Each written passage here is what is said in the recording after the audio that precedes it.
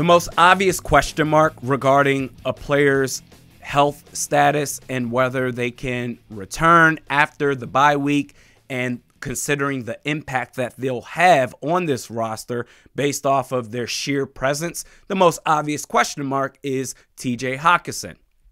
Going back to Vikings Jets, breaking down how, hey, Sam Darnold, you don't have to force feed the ball to Jefferson and Addison time and time again, especially if it's not working, as this video is brought to you by BetUS Sportsbook and Casino. You need to spread the ball around. TJ Hockenson's presence will certainly help out in that regard. However, I will also argue that a name that's equally important as far as his availability after the bye week is Aaron Jones. Aaron Jones currently dealing with a hip injury. KOC has deemed him week to week, so his status is certainly up in the air. You need to make a move at running back. Best case scenario, Jones returns and he's healthy and everything's fine. But worst case scenario, if Jones is going to miss some time, then you need someone that can hold the fort down as an RB1. Ty Chandler, listen, man, any other year, I'm all about next man up mentality. Give him ample opportunities to show what he's got. However, you're a championship contender right now. This is different. You got to get ahead of whatever possible problems you're going to face later down the road. Ty Chandler is too much of a risk. He had the fumble against the Jets. That's going to count against Sam Darnold. However, it's really Ty Chandler's fault. Can't handle a pitch, turned the ball over, Jets get the ball. But even turnover aside, let's pretend it never happened. Ty Chandler has been a major disappointment this year, averaging just 3.5 yards per carry, which has been skewed by one good game out of 5, the good game against San Francisco, where he averaged 8 yards per.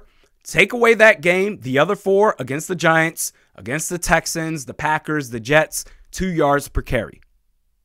And when you consider the distribution within the offense, dividing between the pass and the run, so far this year, Minnesota pass attempts per game, 27.6.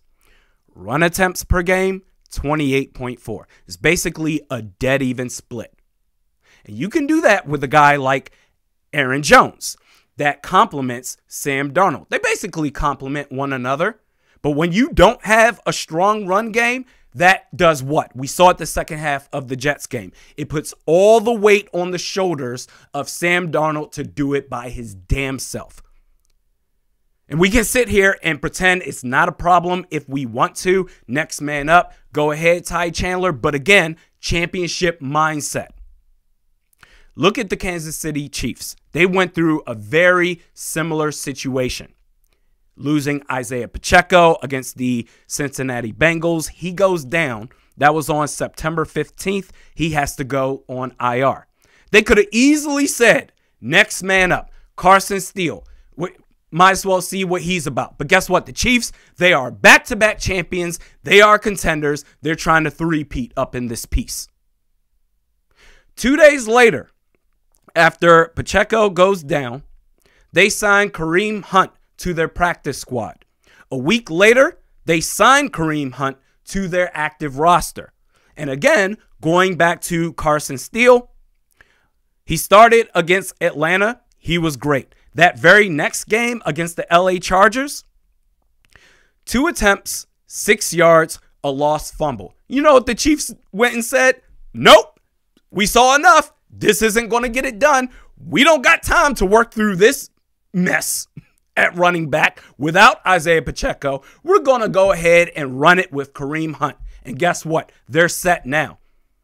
There's talks about Pacheco. Maybe he can't even return this year, maybe next year at best. But with or without Pacheco, if they have Kareem Hunt the rest of the year, they're set with the run game.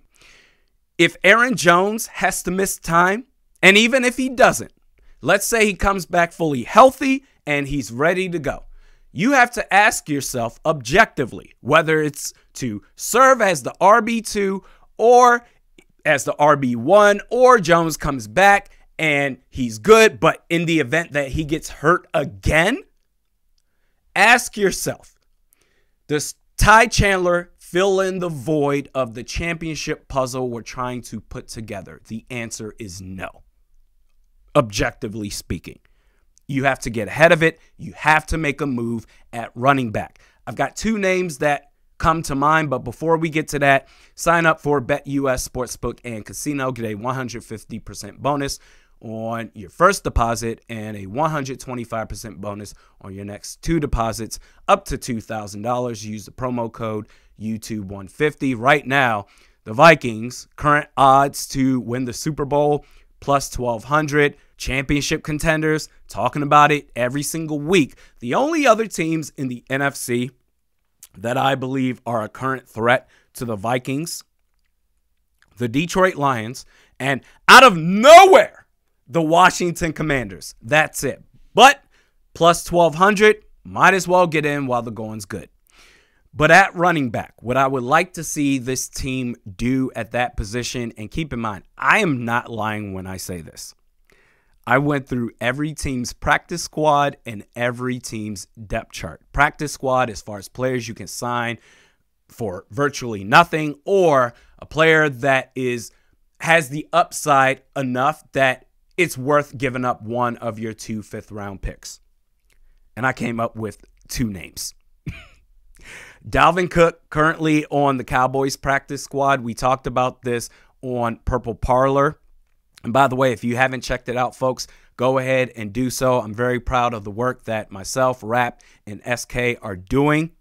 It's like a barbershop type of setting that we're doing over there. We talked about this.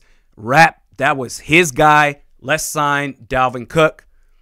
And the only issue I have with him is it's a selfish thing. Nothing to do with football, because I do think he would be an upgrade over Ty Chandler. It's just the workout videos that he's been doing the last 2 off seasons. It's very Ben Simmons-like you're a professional athlete. I know that you can work out. I know that you can do all these drills. However, in his defense, he's trying to remind everybody that he's still good at what it is that he does. Fair enough. The other guy that you can trade for, possibly, that I can see the team parting ways with is Miles Sanders. He has a contract that's very team friendly in the sense that you can trade for him. You have the cap space to do so. Over the Cap has a team at around $10 million in cap space. And his contract is structured in a way that you can cut him after this season and suffer a $3 million dead cap hit. You'll be fine.